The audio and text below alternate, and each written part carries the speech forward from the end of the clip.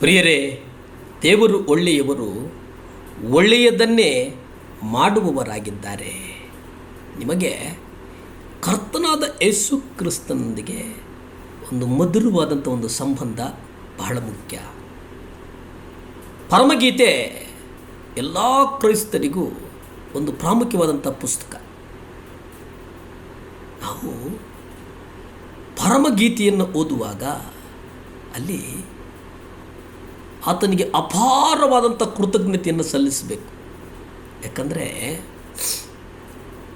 ಯಾಕೆ ಅಲ್ಲಿ ಅಪಾರವಾದಂಥ ಕೃತಜ್ಞತೆಯನ್ನು ನಾವು ಪರಮಗೀತೆಗೆ ಸಲ್ಲಿಸಬೇಕು ಅಂದರೆ ಕರ್ತನಿಗೆ ಸಲ್ಲಿಸಬೇಕಂತಂದರೆ ಅಲ್ಲಿ ಕ್ರೈಸ್ತ ಸುವಾರ್ತೆಯನ್ನು ಹರಡುವುದಾಗಲಿ, ಸಭೆ ಕಟ್ಟುವುದಾಗಲಿ, ಸತ್ಯವೇದವನ್ನು ಬೋಧಿಸುವುದಾಗಲಿ ಅಥವಾ ಸಾಮಾಜಿಕ ಕೆಲಸವಾಗಲಿ, ಇನ್ನು ಬೇರೆ ಏನೇ ಆಗಲಿ ಅದು ಕ್ರಿಸ್ತನೊಂದಿಗೆ ವೈಯಕ್ತಿಕ ಪ್ರೀತಿಯ ಸಂಬಂಧದ ಬುಗ್ಗೆಯಿಂದ ಅರಿಯುವಂತಾಗಿದೆ.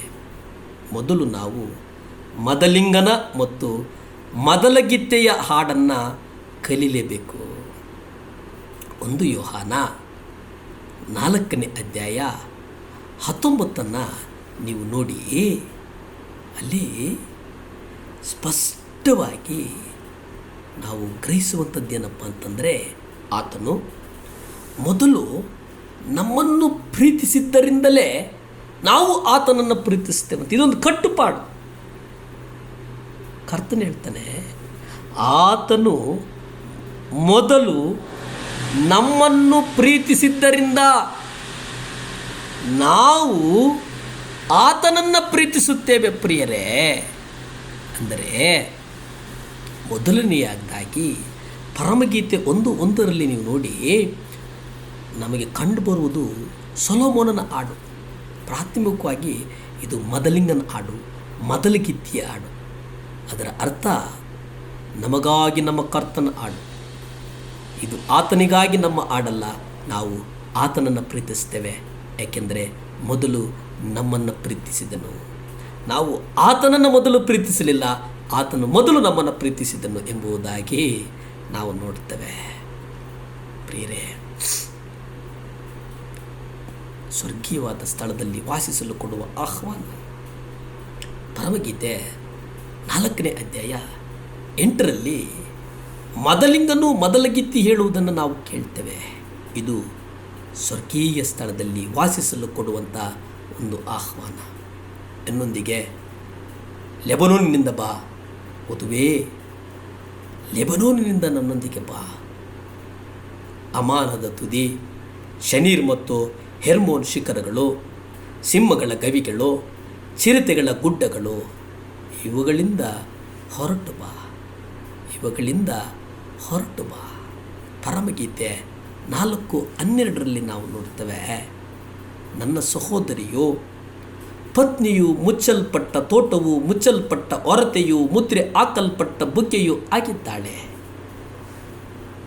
ಅಗುಳಿ ಹಾಕಿದ ಉದ್ಯಾನ ಎಂದು ನಾವು ಇಲ್ಲಿ ಗ್ರಹಿಸ್ತೇವೆ. ಕರ್ತನು ನಮ್ಮನ್ನು ಉನ್ನತ ಸ್ಥಳಕ್ಕೆ ಏರಿಸಲು ಬಯಸ್ತಾನೆ. ಅಲ್ಲಿ ಸಿಂಹಗಳು, ದೆವ್ವಗಳು, ಕೆಟ್ಟ ದುರಾತ್ಮ ಸೇನೆಗಳು ಮತ್ತು ಅವುಗಳ ಶಕ್ತಿಗಳು ಇವೆ, ನಿಜ. ಆದರೆ ನಾವು ಕರ್ತನ ಜೊತೆ ಅಲ್ಲಿರುತ್ತೇವೆ ಮತ್ತು ಆತನೊಟ್ಟಿಗೆ ಆ ಕೆಟ್ಟ ದುಷ್ಟಶಕ್ತಿಗಳನ್ನು ಜಯಿಸ್ತೇವೆ. ಆತನು ನಮ್ಮೊಂದಿಗೆ ಒಂದು ಸಂಬಂಧವನ್ನು ಬೆಳೆಸಿಕೊಳ್ಳುವುದಕ್ಕೆ, ನಂತರ ಆತನ ಸೇವೆ ಮಾಡಿ ನೀವು ಆತನಿಗಾಗಿ ಶ್ರಮಿಸುವುದನ್ನು ನಾವು ನೋಡುವವರಾಗಿದ್ದೇವೆ. ಯಾಕೆಂದರೆ ಪರಮಗೀತೆ 5ನೇ ಅಧ್ಯಾಯ 2 ನಾವು ನೋಡ್ತೇವೆ, ನನ್ನ ಪ್ರಿಯಳೇ ಬಾಗಿಲು ತೆಗಿ ಎಂದು ಕರೆದಾಗ ವಧುವು ಸಿದ್ಧಳಾಗಿ ಬಾಗಿಲು ತೆಗೆಯಲು ಬಹಳ ಸೋಮಾರಿಯಾಗಿದ್ದಳು. ಪರಮಗೀತೆ 5:3 ಆಕೆ ನನ್ನ ಪಾದಗಳನ್ನು ತೊಳೆದುಕೊಂಡನೆಲ್ಲ, ಅವುಗಳನ್ನು ಹೇಗೆ ಕೊಳ್ಳೆ ಮಾಡಿಕೊಳ್ಳಲಿ ಎಂಬುದಾಗಿ ಚಿಂತಿಸುವುದನ್ನು ನಾವು ನೋಡುತ್ತೇವೆ. ಕರ್ತನು ನಮ್ಮನ್ನು ಅತ್ಯುತ್ತಮವಾಗಿ ಪ್ರೀತಿಸ್ತಾನೆ, ಅತ್ಯುತ್ತಮವಾಗಿ ಪ್ರೀತಿಸ್ತಾನೆ.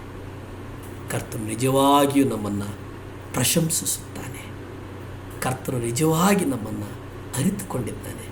ಕರ್ತನು ನಿಜವಾಗಿ ನಮ್ಮನ್ನು ಉನ್ನತಕ್ಕೆ ನಡೆಸ್ತಾನೆ. ಪ್ರಾರ್ಥಿಸಿಕೊಳ್ಳೋಣ. ಭೂಮಿ ಆಕಾಶಗಳನ್ನು ಉಂಟು ಮಾಡಿದಂಥ ಸರ್ವಶಕ್ತನಾದಂಥ ದೇವರ ಸ್ತೋತ್ರಪ್ಪ, ಒಪ್ಪಿಸಿಕೊಡ್ತೇವೆ ಸ್ವಾಮಿ. ಸಹಾಯ ಮಾಡುತ್ತೇವೆ. ನಿಮ್ಮ ರಕ್ತ ಚೆಲ್ಲಲ್ಪಡಿಸು ಅಪ್ಪ. ಯೇಸುವೆ, ನಮ್ಮ ಮಕ್ಕಳನ್ನು ನಿಮ್ಮ ಕರೆಗೆ ಒಪ್ಪಿಸ್ತೇವೆ ದೇವರೇ. ಮಕ್ಕಳಿಗೆ ಉನ್ನತ ಶಿಕ್ಷಣವನ್ನು ಕೊಡು, ಮಕ್ಕಳನ್ನು ಆಶೀರ್ವದಿಸು. ಯೇಸುವಿನ ನಾಮದಲ್ಲಿ ಬೇಡ್ತೇನೆ ಪರಮ ತಂದೆಯೇ, ಆಮೆನ್, ಆಮೆನ್.